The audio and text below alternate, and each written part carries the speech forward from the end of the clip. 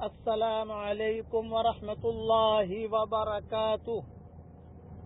نحمده ونصلی علی رسولہ الکریم اما بعد۔ آج کا سبق سن لیجئے۔ آج کے سبق کی سرخی ہے حضور صلی اللہ علیہ وسلم کی سیرت، پارٹ نمبر 168۔ ام معبد، ابو معبد کا قصہ ہوا، اور حضور صلی اللہ علیہ وسلم جب آگے بڑھنے لگے تو اللہ کا کرنا یہ ہوا کہ جناتوں نے کچھ اشعار پڑھے جو مشرکین مکہ نے مکہ مکرمہ میں سنے۔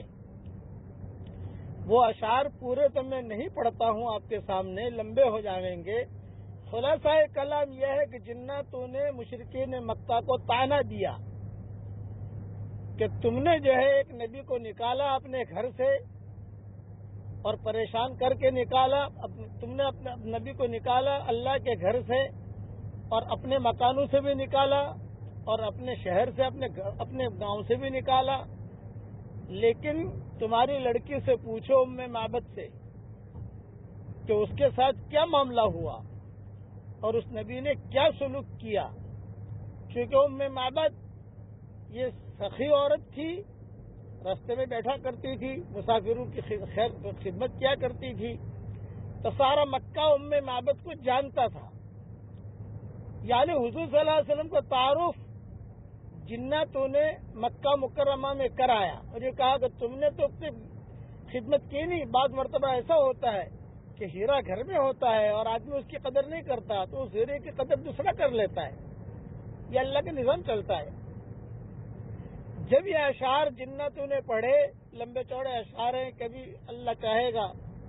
توفیق دے گا تو انشاءاللہ سنائیں گے، خلاصہ میں نے سنا دیا۔ تو یہ مکہ والے سیدھے جو ہے یہ دوڑے ام معبد کے یہاں، اور ام معبد کے یہاں جا کر پوچھا بھی کیا ہوا، کون آیا تھا تمہارے پاس؟ تو ام معبد نے روتے ہوئے سارا قصہ سنایا کہ بھی کوئی مسافر تھا، 4 آدمی تھے اور ایک اونٹنی کے اوپر 2 تھے اور بہت اچھے آدمی تھے، اور پھر اپنی بکری جو تھی، مردار بکری، کمزور بکری، اس بکری کا قصہ سنایا تو اس پر انہوں نے ہاتھ رکھا، ہاتھ رکھ کر جو ہے وہ دودھ بھر گیا، دودھ پیا، حالانکہ بالکل مرنے کے قریب تھی۔ اب دیکھو کتابوں میں یہ بھی لکھا ہے کہ جہاں حضور صلی اللہ علیہ وسلم کے ہاتھ لگے تھے اس بکری پر، وہ بکری جو ہے بالکل اچھی چنگی ہو گئی، یعنی سب سے زیادہ طاقتور بن گئی، سب سے زیادہ دودھ وہی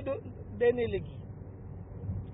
تو مشرکین مکہ میں بعض لوگ سلیم الفطرت بھی تھے، یعنی سلیم الفطرت کا مطلب یہ ہے کہ دل کے صاف تھے، دل میں کسی کے بارے میں پاپ نہیں تھا، لیکن قوم کے ساتھ آدمی کو رہنا پڑتا ہے، وہ قوم کے ساتھ رہ رہے تھے، انہوں نے محسوس کیا کہ یہاں خوشبو آ رہی ہے، یہاں یعنی کچھ نور محسوس ہو رہا ہے۔ یہ باتیں ہو رہی تھی، اتنے میں ابو معبد جو ہے وہ بہت روئے،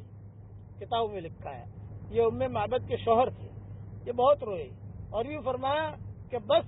میں رہ گیا، یعنی حضور کو دیکھے مگر میں رہ گیا، یہ ابو معبد کہتے تھے۔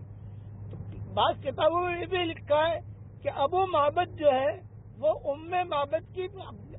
پیشانی کو اور ان کی آنکھوں کو چومتے تھے۔ ابو معبد شوہر ایک تو پیار میں چومتا ہے، تو ام معبد کہتی تھی کہ کیوں چوم رہے ہو؟ یہ کہا تو نے تیری آنکھوں سے جو حضور کو دیکھا ہے تو تیری آنکھوں سے مجھے پیار ہو گیا کہ تیری آنکھوں نے حضور کو دیکھا ہے، تیرے ساتھ میں حضور صلی اللہ علیہ وسلم نے پیالہ دیا ہے۔ اور یہ تو اب وہ جگہ قیمتی ہو گئی جہاں حضور صلی اللہ علیہ وسلم تھوڑی دیر کے لیے تشریف فرماتے۔ مشرکین مکہ اب بھی اچھا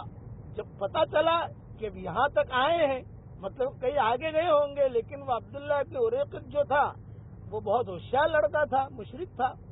حضور صلی اللہ علیہ وسلم کی اونٹنی کے اوپر وہی تھا۔ لیکن ایک بات بتانے میں بھول گیا، وہ میں پوری کر لوں کہ جب حضور صلی اللہ علیہ وسلم مکہ مکرمہ چھوڑ کے جا رہے تھے اور بہت تیزی میں نکل رہے تھے، جلدی بچوں سے ملے نہیں ملے، حضرت فاطمہ سے ملے نہیں ملے، حضرت سودا سے ملے نہیں ملے، فوراً کیونکہ جان بچانی ضروری تھی۔ تو جب نکلے صدیق اکبر کے ساتھ تو ایک چھوٹا سا ٹیلا آیا، اس کے اوپر حضور صلی اللہ علیہ وسلم کھڑے ہو گئے اور کھڑے ہونے کے بعد بیت اللہ کی طرف دیکھا اور بیت اللہ کی طرف دیکھ کر روتے ہوئے جملہ کہا کہ تو اللہ کا گھر ہے، مجھے تجھ سے بہت محبت ہے، لیکن تیرے پڑوسی مجھے رہنے نہیں دے رہے ہیں، میں پریشان ہو گیا ہوں، میں اس وجہ سے نہیں جا رہا ہوں کہ مجھے کوئی اور جگہ پسند ہے، یہ بات نہیں ہے، تو مجھے بہت پسند ہے اور تیری جو نسبت ہے وہ بہت مجھے پسند ہے، لیکن مسئلہ یہ ہے کہ یہاں والے مجھے کام نہیں کرنے دے رہے، اس لیے جا رہا ہوں۔ صدیق اکبر بھی ساتھ تھے اور یہ عبداللہ ابن اریقط وغیرہ تو بہت بعد میں آئے غار ثور میں۔ تو ابوبکر کہا کرتے تھے کہ بھئی بس وہ رونا مجھے یاد ہے، اور حضرت عمر رضی اللہ تعالیٰ عنہ کہا کرتے تھے کہ وہ صدیق اکبر سے کہ بھئی یہ ہجرت والی رات، ہجرت والا دن تو مجھے اگر دے دے وہ نیکی تو میں پوری زندگی کی نیکیاں تجھے دینے کے لیے تیار ہوں۔ اب آگے بڑھے